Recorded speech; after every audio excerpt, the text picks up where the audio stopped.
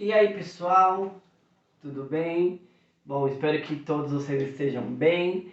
Sejam bem-vindos ao canal Eles na Gringa, onde aqui a gente fala um pouco de tudo, né? Vamos falar um pouco a respeito sobre Portugal, o lugar onde a gente tem vivido, né? O lugar onde a gente está morando. Bom, e hoje eu quero trazer para vocês como que a gente veio parar aqui em Portugal, né? Como que a gente resolveu vir? Será que tipo um dia a gente dormiu e acordou e falou, pronto, vamos morar em Portugal? Não, galera, não foi assim que aconteceu, tá? Bom, mas antes de falar exatamente sobre Portugal, eu vou falar para vocês como que surgiu esse desejo, tá? Da gente vir para cá. E aí eu vou falar como que a gente fez para que isso se tornasse realidade. Bom, eu sempre quis morar fora do país, tá? Sempre foi uma vontade minha morar em outro país, morar em outro lugar, sempre. Eu acredito que desde que eu era pequeno, eu sempre falava em morar fora do país. Isso é uma vontade que eu tinha mesmo. Mas a minha vontade era morar no Canadá. Olha, eu falo nos Estados Unidos. Era morar no Canadá. Sempre falei em morar no Canadá, sempre falei em conhecer o Canadá. Nunca nem tinha nem ouvido falar de Canadá. Não sei como, não sei porquê. São coisas, assim, realmente é o destino. Deus coloca no nosso coração. E eu sempre falei disso. Ah, um dia eu vou conhecer o Canadá.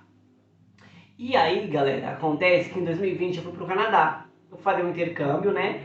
Mas, para você que é brasileiro aí, né, que tá me vendo, sabe qual é a realidade, qual é a nossa realidade, né? Como que a gente consegue fazer um intercâmbio? Como que não é todo mundo que consegue ir fazer um high school, por exemplo, porque não é todo mundo que tem um pai ou mãe ou alguém da família que é bem de vida que vai te bancar lá, né, no país. E no meu caso não foi diferente. Eu não tinha alguém para pagar os meus estudos lá. Então o que, que eu fiz? Eu fui juntando dinheiro durante alguns anos, comprei o intercâmbio, paguei, né, o intercâmbio, parcelei em 12 vezes, eu acho, 18, não lembro agora, acho que foi 12 vezes. Dei uma entrada, parcelei, juntei o valor necessário que tinha que ter para solicitar o visto. Enfim, fiz toda essa burocracia aí e em 2020, em fevereiro, eu fui para o Canadá. Fiquei um mês, que foi meu mês de férias no Brasil. Para vocês terem uma noção, eu viajei no dia 1º de fevereiro, se eu não me engano. Eu sei que foi num sábado.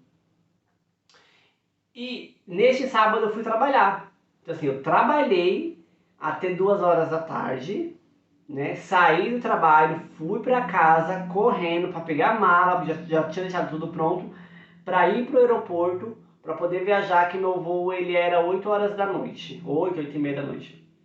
Então assim, no próprio dia da viagem eu estava trabalhando. E enquanto eu estava lá também, né, eu recebia mensagens, né, falava com o pessoal aqui no Brasil, porque infelizmente é assim mesmo, né? Então assim, para vocês entenderem que não é um conto de fadas, algumas pessoas têm essa facilidade, né, de ir, de alguém pagar e tudo mais, mas não é uma realidade de todo mundo, infelizmente. Mas, dito isso, fui para o Canadá.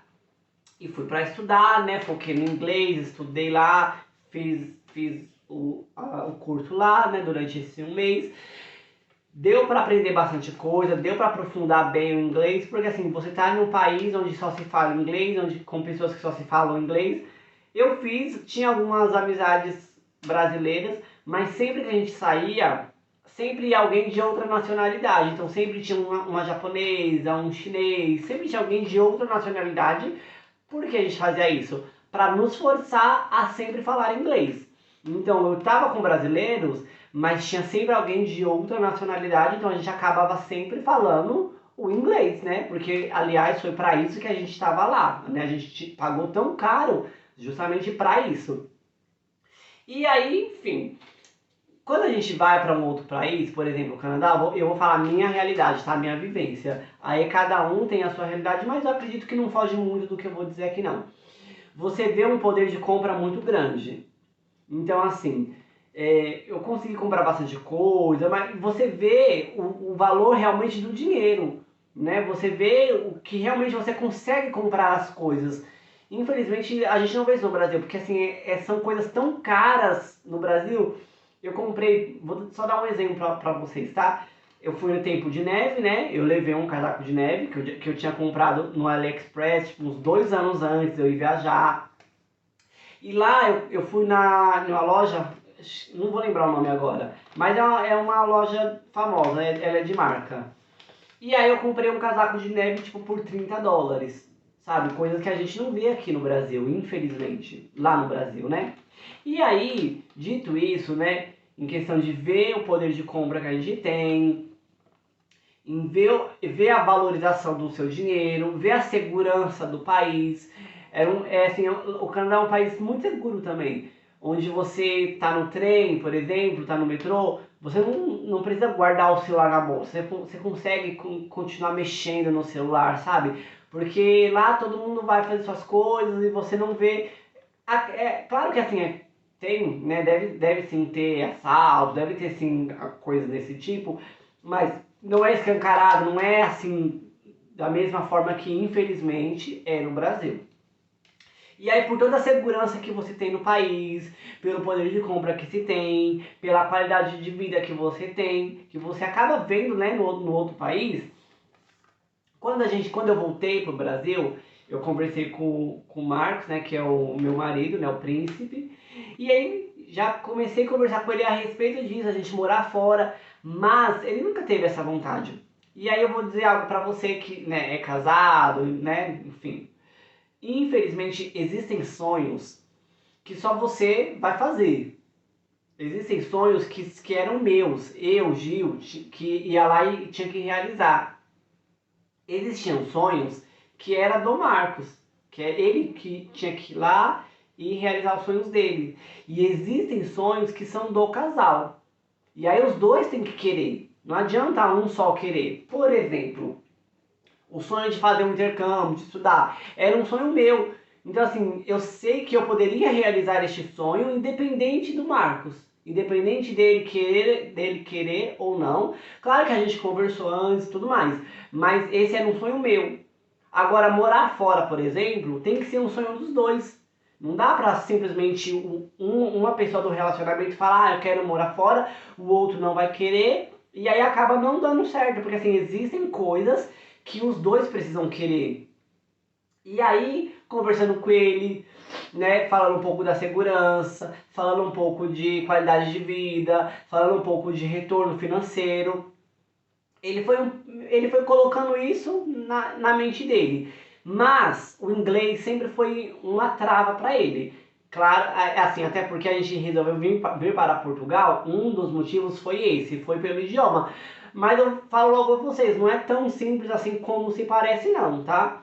Mas aí a gente começou a pesquisar então, né? Lugares que a gente poderia ir, porque ele sabia desse meu desejo. E eu vou falar algo para vocês. No decorrer do nosso preparatório, né? Do nosso preparamento aí, dos nossos planejamentos para vir para Portugal, eu acredito que ele focou muito mais do que eu. Então, assim, acredito que esse sonho se tornou muito mais dele do que meu.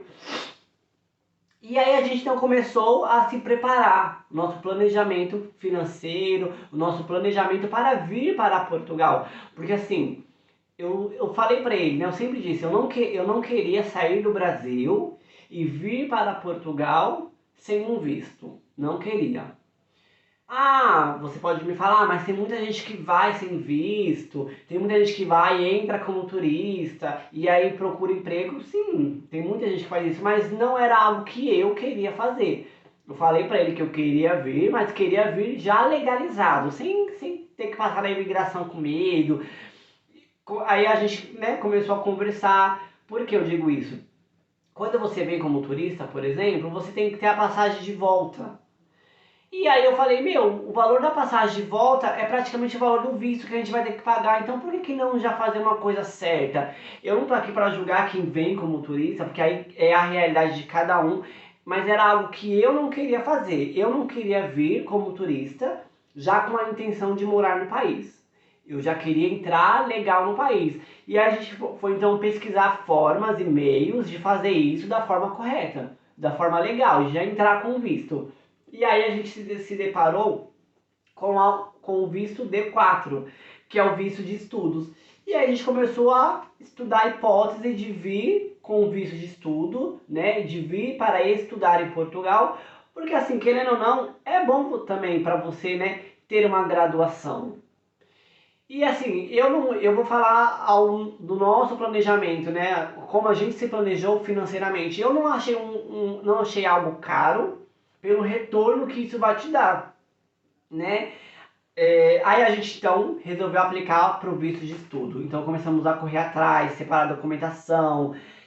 Só que nesse meio caminho, a gente poderia tentar fazer sozinho? Poderia. Mas a gente achou melhor acionar uma assessoria. E a gente acionou a assessoria, se vocês quiserem também procurar no Instagram, né? Cá em Portugal, ela é uma advogada, tá? Ela era advogada no Brasil e hoje em dia ela mora em Portugal e ela exerce a profissão dela aqui. É uma advogada muito séria no que faz, muito correta. Então, assim, eu senti muita firmeza nas palavras dela, eu realmente confiei naquilo que ela estava nos dizendo, estava nos passando. E aí, com ela, a gente então fez essa assessoria, a gente tirou alguns documentos já com ela, por exemplo, o NIF, que é um documento que aqui em Portugal, para tudo que você vai fazer, eles pedem o seu NIF. Então, se você vai comprar algo no mercado, eles pedem o seu NIF. Então, é algo muito, muito importante, é um documento muito importante. Então, a gente tirou esse documento com ela. Claro que tudo tem um custo, mas é isso, por isso que eu digo, né? A gente se preparou para isso, né? A gente teve um planejamento financeiro aí de 2 anos, então a gente, né, se privou de muita coisa. Então muitas das vezes a gente deixava tipo não vou comer um hambúrguer, não vou comer pizza, sabe? Aí a gente acabou se privando de muita coisa porque a gente sabia do objetivo que a gente tinha. Então um dos fatos é você vai ter que sim se privar de muita coisa para fazer isso valer a pena, para fazer a engrenagem virar. E aí a gente conversou com ela e tudo mais, ela também deu essa ideia do visto de estudo, porque é um visto mais fácil de se conseguir, a comprovação financeira não é lá essas coisas, eu achei assim muito tranquilo de solicitar o visto, tá? O visto a gente solicitou por conta nossa mesma, a gente não fez com assessoria, a gente não fez com ninguém, a gente fez por nós mesmos. Não é difícil, é algo muito tranquilo, tá? E aí o visto, o D4, né, que é conhecido, o visto de estudo aqui, ele demorou em torno de uns 2 meses, desde o momento que a gente já começou a aplicar o visto, até o momento que chegou o passaporte lá em casa, já com o visto colado, então demorou em torno de uns 2 meses, tá bom? Mas assim, é um processo muito tranquilo, foi muito fácil, e essa foi a forma da gente entrar legal no país, que a gente entendeu ser mais viável. E aí quando a gente vem com visto, por exemplo, o Marcos, ele veio com visto de estudo. Por eu ser casado com ele, a gente é casado no papel, por a gente ser casado aí legalmente, então Portugal entende que não tem como separar a família. Então, por nós sermos casados, a gente é uma família. Então, chegando aqui, eu já entrei com visto também, né? E aí agora a gente vai ter uma reunião, uma entrevista no CEF, que quando você vem com visto de estudo, por exemplo, já vem, no seu próprio visto vem uma carta falando a data da sua entrevista no CEF. E aí já veio essa data da entrevista e lá nessa entrevista a gente vai solicitar o reagrupamento familiar.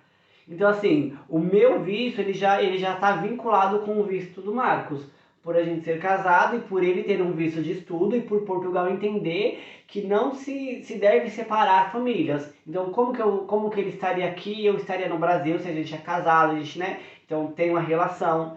Então Portugal entende dessa forma. E aí eu vou solicitar então um reagrupamento familiar. Isso não significa que até a gente solicitar o reagrupamento familiar eu estaria ilegal. Não, eu no meu passaporte tem o carimbo, né? Da minha entrada lá no aeroporto de Porto, quando a gente passou lá na imigração, a gente passou juntos na imigração.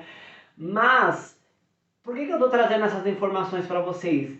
Para vocês também entenderem que também existem outras formas de se vir já com visto, de você não ter que andar na rua preocupado, será que eu vou ser parado? De você não, igual quando eu passei na imigração, por exemplo, tinha uma gente lá na imigração que ele estava barrando praticamente todo mundo. Todo mundo ele estava barrando. E tinha uma outra gente que ela estava liberando todo mundo. Mas eu fiquei tranquilo, qualquer um dos dois que eu passasse, pra mim tanto faz. Por quê eu fiquei tranquilo? Porque a gente estava legalizado, a gente tinha toda a documentação. Então assim, a nossa advogada, ela estava do outro lado já nos esperando. Então, isso tudo nos dá uma confiança maior. E aí, as aulas aqui, é diferente do Brasil, claro, né? As aulas aqui vai começar no dia 12/9. Então, a gente chegou em Portugal 29/7. E as aulas vão começar 12/9. Por que a gente resolveu vir tanto tempo antes, né? A gente veio antes justamente para conhecer o local onde a gente iria morar, para conhecer a redondeza, para conhecer as pessoas, para ir se adequando ao lugar, para a gente também fazer o caminho de casa até a faculdade onde o Marcos vai estudar, né? Não é longe, é uns 10, 15 minutos andando. Ele vai estudar, o nome da faculdade, depois se vocês quiserem pesquisar aí, é o IPB. Ela foi uma das primeiras faculdades que a gente viu que abriu vaga aqui em Portugal. O IPB ele fica aqui em Bragança. Bragança não é uma cidade cara de se viver, o aluguel aqui não é caro. Eu depois vou fazer um tour aqui pelo nosso apartamento, vou mostrar os cômodos, vou falar quanto a gente tem, qual é o valor do nosso arrendamento, mas não é algo caro. A redondeza aqui, a gente está no centro de Bragança, então a gente tem muita coisa próxima, tem mercado próximo, tem posto de saúde próximo, tem centro de emprego próximo, tem alguns restaurantes próximos, então assim, a gente tem bastante coisa aqui perto. Por mais que Bragança ela é considerada interior de Portugal, mas ainda assim tem muita coisa. E aí ele vai estudar no IPB. O IPB é o Instituto Politécnico de Bragança. E aí, galera, o que eu queria falar pra vocês? Então pesquisem um pouco, né, antes de virem. Hoje em dia, agora tá surgindo aí esse novo visto, né, que é o visto de trabalho, onde as pessoas vão poder vir para Portugal para procurar emprego, mas ainda não tá 100% certo, então ainda em análise, estão vendo como que vai ser, qual vão ser as regras. Quando a gente começou o nosso plano imigratório, não existia, nem se falava desse visto ainda, há 2 anos atrás, 2 anos e meio atrás. Então, a gente não tinha essa hipótese, por exemplo. Mas hoje em dia, algumas pessoas vão ter essa hipótese de vir com um visto, que é o visto de estudo, que é o visto de trabalho, né, para procurar emprego. Mas a gente ainda tem que ver como que isso vai se comportar. Quando a gente começou o nosso plano imigratório, então tinha aqui quais tipos de visto a gente tinha? Visto de investimento, mas a gente não tinha dinheiro suficiente para investir. Então tinha algumas possibilidades de vistos, mas o que mais se adequou, o que mais chegou à nossa realidade, tanto financeira quanto à nossa realidade do que a gente queria naquele momento, foi o visto de estudo. Então por isso a gente acabou optando, tá, por este visto, por vir com visto de estudante, por eu reagrupar ao visto dele. Então foi assim que a gente entendeu, tudo bem? Então se vocês tiverem alguma dúvida referente a visto, ao D4, ao visto de estudo, ou até mesmo sobre o Bragança, sobre o IPB, podem perguntar, podem deixar nos comentários. E é isso aí, tá bom, galera? Nos siga também, tanto aqui no YouTube, a gente está no YouTube, estamos no Instagram e estamos no TikTok. Então vai lá nos seguir, nos dê essa forcinha aí. E é isso, qualquer dúvida é só perguntar, tá bom? Grande beijo!